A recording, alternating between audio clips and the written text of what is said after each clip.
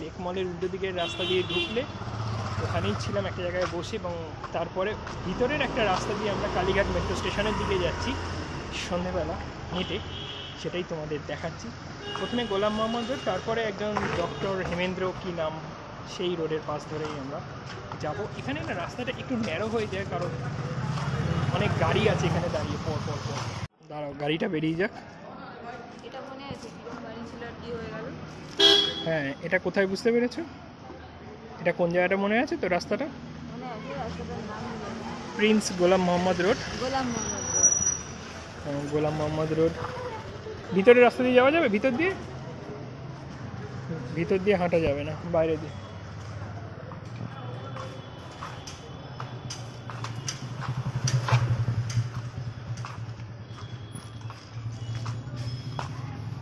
বাঁদিকে কি এটা নতুন কিছু হয়েছে? বাঁদিকে ক্যাফে নাকি এটা? না, ফ্যাশনের সালন টালন হবে। যাই হোক, আমরা সোজা হাঁটছি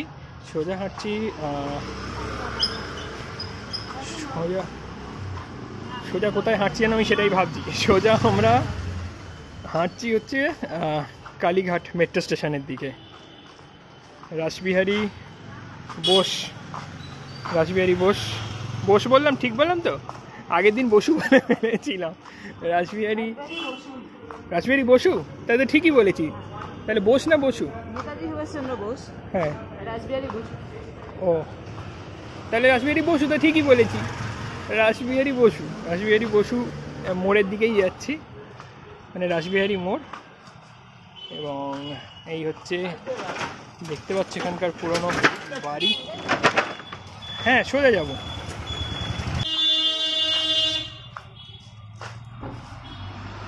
তো সন্ধেবেলা প্রিন্স গোলাম মোহাম্মদ রোড দিয়ে আমরা হাঁটছি। একটা অদ্ভুত ব্যাপার দেখবে, ডান দিকে দেখতে পাচ্ছ ঘরটা রং করা, বাড়িটা রং করা, সুন্দর গাছ। আবার সোজা গিয়ে বাঁ হাতে দেখবে একটা পুরোনো দিনের বাড়ি। সো বাড়িগুলো একটু একটু করে মডিফাই, কোনো বাড়ি হচ্ছে, কোনো বাড়ি মডিফাই হচ্ছে না। আমাদের চোখের সামনে অনেক পুরোনো বাড়ি ভেঙে নতুন ফ্ল্যাটও হয়ে গেছে এখানে, তাই না বলো?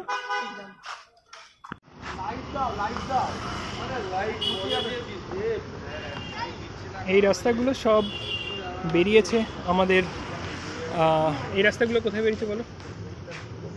মেন রোডে। সব রাস্তাগুলোই এগুলো মেন রোডে বেরিয়েছে, যেটা সোজা গিয়ে ডান দিকে মেট্রো স্টেশনের দিকে যাচ্ছে।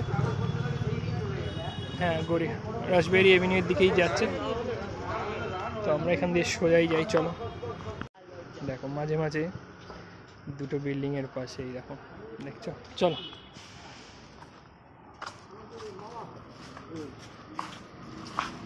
এখানে ফিলিপসের সার্ভিস সেন্টার, এই তো দেখে অবাক হয়ে গেছি। দেখো, ফিলিপসের সার্ভিস সেন্টার ওপরে, এই যে ভিতরে, এই যে ওপরে। হ্যাঁ, দেখেছি আমি। আর ভিতর দিকগুলো এইরকম। আমরা ওই দিক থেকে হেঁটে আসছিলাম। চলো সোজা চলো। এটা দেখো বিপজ্জনক বাড়ি। হ্যাঁ, এটা বিপজ্জনক বাড়ি তো। চল।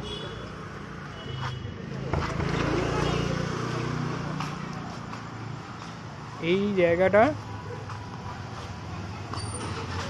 আমাদের জন্য বেশ নস্টালজিক, কারণ অনেক বছর ধরে আমরা এই জায়গায় আসছি, এবং সামনের এই সবুজ বাড়িটা দেখা যায়, কি দারুণ লাগছে দেখো দেখতে।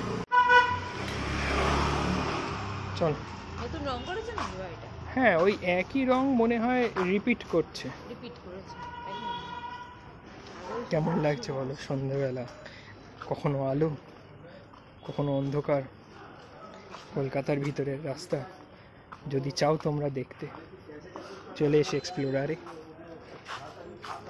আর এখানে গাছটা দেখো, বিশাল বড় একটা গাছ, অন্ধকারে হয়তো আমি দেখাতে পারছি না। আমরা ডান দিকে যাব, আমরা ডান দিকে যাব। 42 বেকার্স লেন।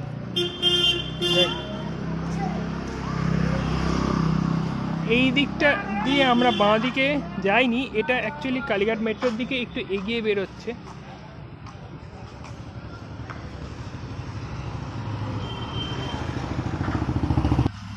এইটা হচ্ছে সেই হেমেন্দ্র কি নাম যেন, আমি রাস্তার নামটা আরেকবার দেখবো। হেমেন্দ্র এন সরকার এরকম একটা নাম আছে এই রাস্তাটার। এই রাস্তাটা দিয়ে এখন আমরা সোজা যে রাস্তাটায় বেরোচ্ছি সেখান দিয়ে বেরিয়ে বাঁ হাতে গেলেই পড়বে কালীঘাট মেট্রো স্টেশন।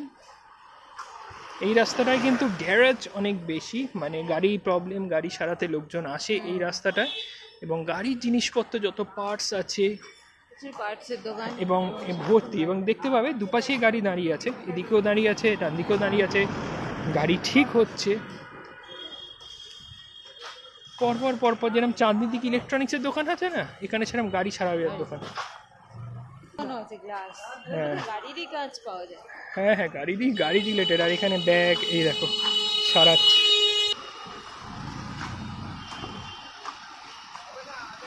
এই দেখো ডান দিকে গাড়ি সারাচ্ছে। যে কোনো সময় এই রাস্তাটায় চলে এলে তোমরা গাড়ি সারাতে পারবে। সোজা গিয়ে আমরা যাব বাঁ দিকে। এটা বুঝতে পেরেছো তো কোথায় এলাম? একটু এগিয়ে বেরোলাম কিন্তু। ডান দিকে হচ্ছে তোমার এই তো কালীঘাট মেট্রো স্টেশন, এখানেও আছে গেট। হ্যাঁ, কিন্তু ওপরে যেতে পারবে না তো। ওপরে গেট, এদিকে গেট নেই। এটা মন্দিরের সাইডটার গেট এটা। হ্যাঁ, তো এদিকে নেই। এই রাস্তা দিয়ে আসছিলাম। এই হচ্ছে এটা পাম্পিং স্টেশন। এখানে তো ভ্যাট আছে, এটা বিশাল বড়। এখানে দাঁড়াতে দেখেছি আমি কেএমসির এই জলের গাড়িগুলোকে। এখানে ভর্তিও হয়, পাম্পিং নিয়েও। এবং ওই সাইডটা হচ্ছে কালীঘাট মেট্রো স্টেশন, মানে কালীঘাট মন্দিরের সাইড ওইটা।